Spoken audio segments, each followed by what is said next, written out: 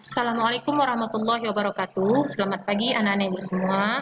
Hari ini kita kembali pada pelajaran SKI. Adapun judul kita hari ini adalah Khalifah-Khalifah Besar Dinasti Abbasiyah. Yang pertama, Khalifah Abu Ja'far Al-Mansur yang dikenal sebagai pendiri kota Baghdad. Yang pertama kita akan membahas tentang biografi singkat dari Abu Ja'far Al-Mansur. Abu Ja'far Abdullah bin Muhammad Al-Mansur adalah khalifah kedua Bani Abbasiyah. Al-Mansur memiliki kepribadian kuat, tegas, berani, dan cerdas. Ia dinobatkan sebagai putra mahkota oleh kakaknya. Kemudian Al-Mansur dilantik menjadi khalifah saat usianya 36 tahun.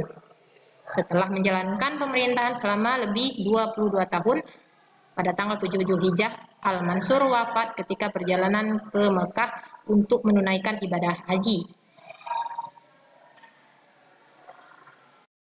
Yang kedua, beliau melakukan kebijakan dalam pemerintahan. Setelah dilantik menjadi khalifah tahun 136 Hijriah atau 754 Masehi, Al-Mansur membenahi administrasi pemerintahan dan kebijakan politik.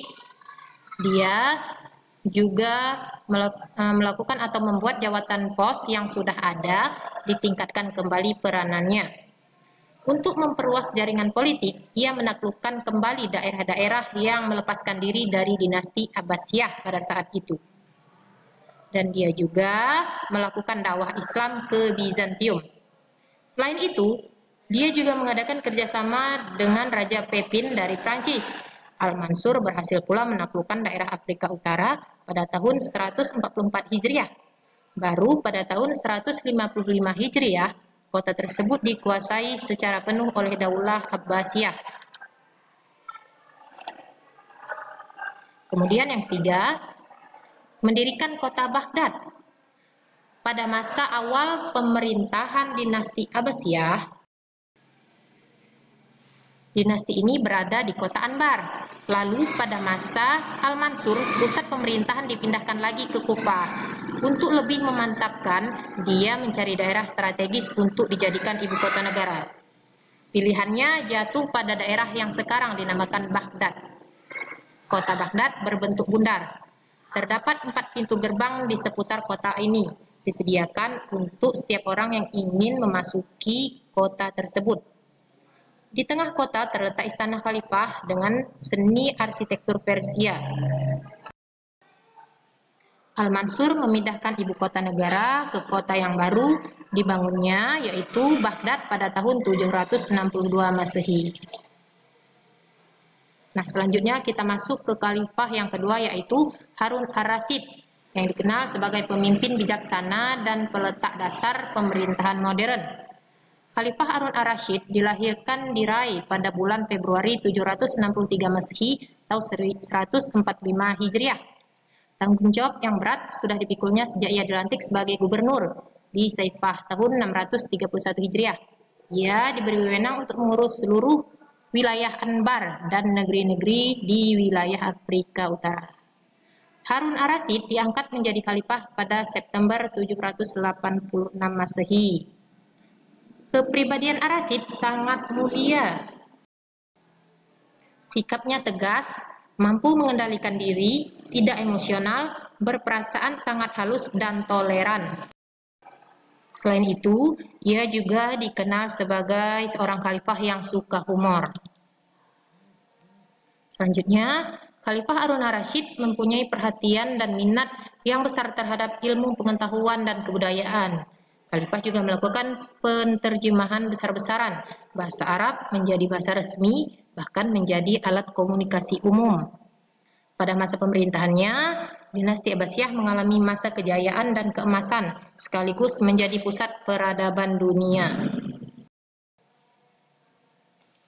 Selanjutnya, kita masuki khalifah yang terakhir, yaitu Khalifah Abdullah Al-Ma'mun. Nah, khalifah pembaharu ilmu pengetahuan. Nah, Khalifah Al-Ma'mun dilahirkan pada tanggal 15 Rabiul Awal, tepatnya dengan hari wafat kakeknya, yaitu Musa Al-Hadi dan pengangkatan ayahnya Harun ar-Rasyid. Al-Ma'mun adalah khalifah dinasti Abbasiyah yang menonjol. Ia memiliki sikap yang agung, di antaranya memiliki tekad yang kuat, penuh kesabaran, menguasai berbagai ilmu, penuh ide, cerdik, berwibawa, berani, dan toleran. Kemudian kita masuk di bidang pertanian dan perdagangan yang dilakukan oleh Khalifah Abdullah Al-Ma'mun. Nah, pada bidang ini, kegiatan pertanian berkembang secara luas dan pesat. Tempat-tempat pemberhentian kafilah dagang menjadi ramai dan meluas ke berbagai penjuru dunia. Yang kedua, masuk di bidang pendidikan. Al-Ma'mun mendorong dan menyediakan dana yang besar untuk melakukan gerakan penerjemahan karya-karya kuno. Para penerjemah yang termasyhur atau yang terkenal antara lain yaitu Yahya bin Abi Mansur, Kusta bin Lauka, Sabian bin Sabit bin Qura, dan Hunain bin Ishaq. Ia mengembangkan perpustakaan Bait Al-Hikmah yang didirikan ayahnya menjadi pusat ilmu pengetahuan. Selanjutnya dibangun Majelis Munazarah sebagai pusat kajian keagamaan. Selanjutnya kita masuk ke perluasan daerah Islam dan penertiban administrasi negara. Di era kekhalifahannya atau kekuasaannya, dinasti Abbasiyah menjelma menjadi negara adikuasa yang sangat disegani.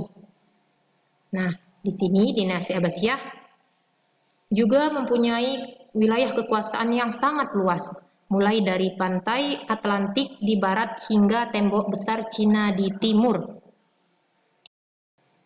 Kemudian, pada tahun 829 Masehi, wilayah Islam mendapat serangan dari Imperium Bizantium, tetapi serangan tersebut tidak menjadikan dinasti Abbasiyah mundur. Malah, ia berhasil menduduki wilayah Kilikia dan Lydia pada tahun 832 Masehi.